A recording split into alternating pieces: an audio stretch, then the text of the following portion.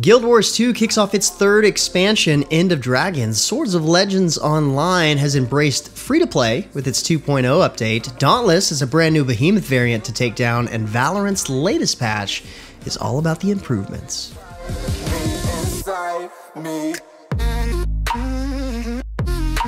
What's good, everyone? James Blonde here with your weekly recap for gaming news and announcements of the week of March 4th, 2022. And this week is a record-breaking short week of news. And before we get into our regular gaming news, I wanted to share something else important. While the world has been watching the conflict between Russia and the Ukraine, Jamie over at MMONews was able to interview the Ukrainian game developer Weasel Token as they shelter in a hallway in Kyiv. It's good to think about and remember the people being affected by this, and there are some really great resources linked in the article if you want to help out. Next up in the news, Guild Wars 2 has released its newest expansion, End of Dragons, this past week. The game's third expansion, End of Dragons, lets players experience Tyria as the Age of Dragons is coming to an end. You'll be able to explore the continent of Cantha, learn new elite specializations for your profession, and learn the science of dragon magic. You'll also be able to go sailing on your own personal skiff, which can take an entire party aboard. Go fishing for over 200 species, and raise your own siege turtle mount. Pretty cool stuff, so make sure you check it out. Speaking of expansion, Swords of Legends Online has just launched its 2.0 expansion, the Firestone Legacy. This is a big one, introducing two new classes, Fox Mage and Warrior, raising the level cap, expanding the story, adding 5 new zones, and much more. This expansion also officially shifts Swords of Legends Online to a free-to-play model, which means if you've been wanting to check the game out, this is probably the best time to download it and give it a try.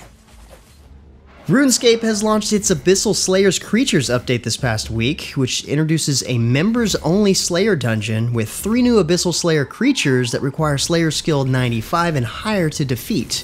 Rewards for besting them include a power armor helmet, a new melee weapon, and armor spikes upgrade. RuneScape has also brought back the Yak track until April 24th, letting you earn Elder Gods-themed rewards and pets during the event. Dauntless has also launched a new update this past week. Version 1.9.3, named Reach of Radiance, introduces a new behemoth variant, the Lightbound Koshai. This variant's parts can be used to craft a new type of Omnicell, the Artificer, which lets you specialize more as a support with a useful drone that can cleanse and even revive a Slayer. Along with this is a new cave system in the Conundrum Rocks, a new aerial glider race, and more.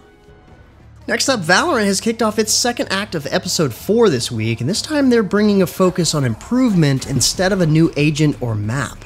First on their list was a Yoru rework, which includes changing his fake out to a full decoy and a full overhaul of his ult, Dimensional Drift. Other controller agents are also getting a tune-up, as is the Icebox map.